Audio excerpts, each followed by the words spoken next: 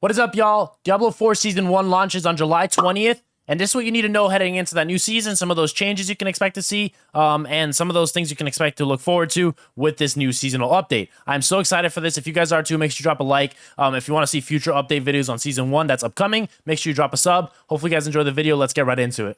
With Season 1, there's going to be a new additional quest lines, new additional parts of the story. Not really the story of Lilith, but additional quest lines that are separate from that. I'm going to be following a gentleman by the name of Cormond, a priest, I believe is what they said, as he's trying to expel this dark time that has came over the world. And you're going to be fighting him and new bosses and new mobs that drop what's now called Malignant Hearts. This is going to be a complete change to the playstyle, the way you play the game. A partly corrupted, my God. The way it works in Season 1 is when you fight some of these partly corrupted mobs, they will drop what's a Malignant Heart. What you do is you'll be interacting with that Malignant Heart with what's called a Cage of Binding, and that'll spawn a higher tier enemy there on the spot, a higher tier level elite, stronger than normal elites you'll be fighting.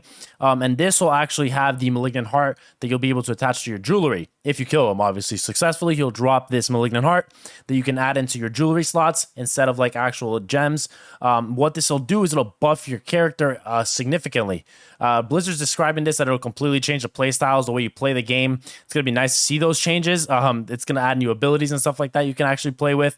There's three different specific types of Malignant Hearts that you can put into your inventory slots, and there's going to be a fourth universal one that you can put in any armor slot. What I'm curious about is if these Malignant Hearts, there's 32 total, so I'm curious how it's going to play out with different abilities. I think with each class, they're going to have Malignant Hearts specific to that class, and they're going to have abilities that buff that class, but I'm also curious to the universal ones, how it's going to work.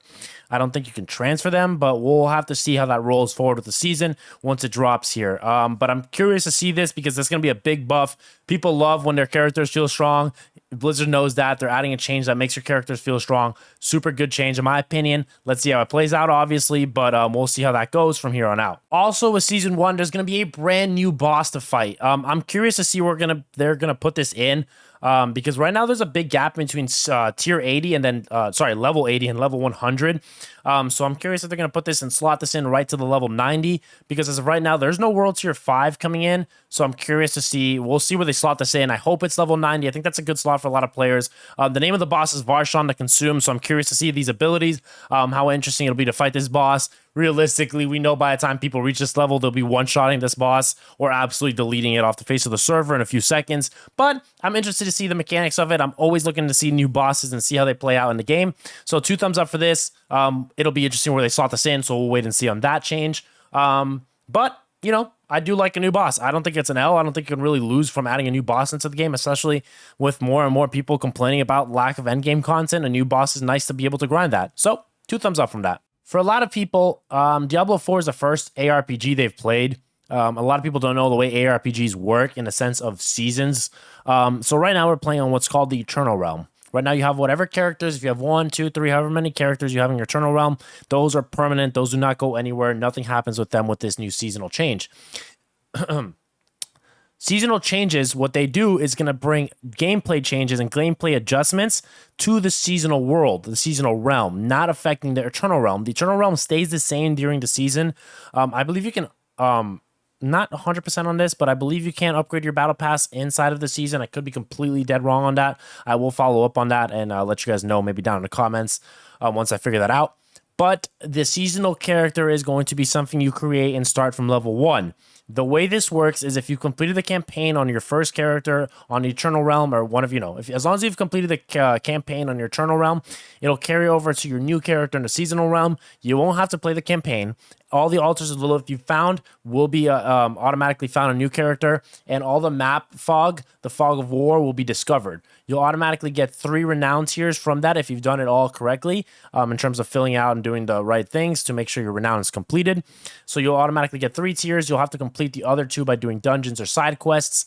But the way seasonal works is you'll be resetting starting at level 1, just like everybody. Everybody starts on the same level playing field. The reason they do this is for a couple main reasons. One, to keep content fresh. It's nice to see having everybody in the same playing field and having new content come in and not automatically starting with your really strong character. It's nice to feel that leveling up experience. A lot of people are like, man, I just spent so many hours in the campaign.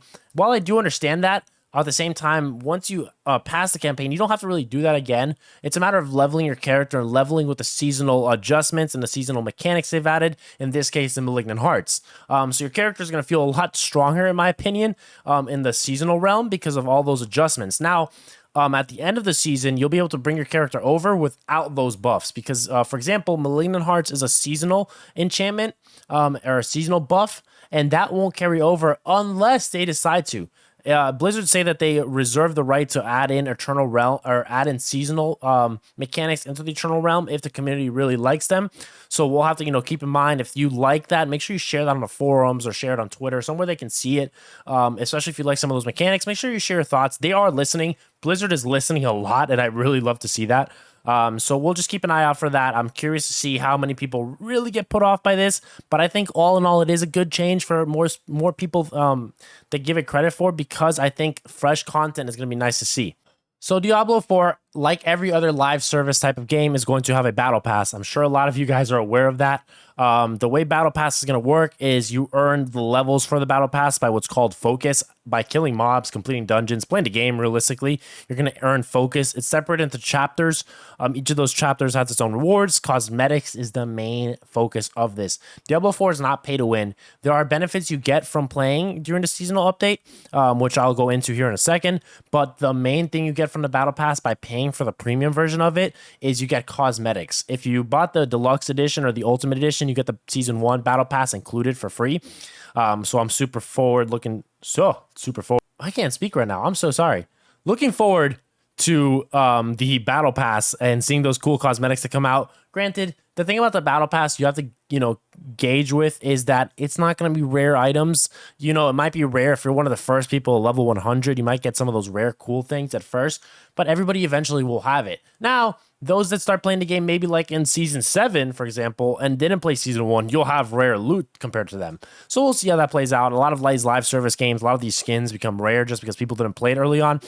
Just keep that in mind. But Diablo 4, like every live service game, is looking to make some money. Battle passes, good way to make money. If you want the cosmetics, get it. If you don't want to pay for it, you don't. There's good free rewards. I believe they said there's 27 free rewards. The biggest thing is you're going to be getting what's called Scroll of Amnesia. What that is it lets you reset the Paragon board and reset your skill tree for free.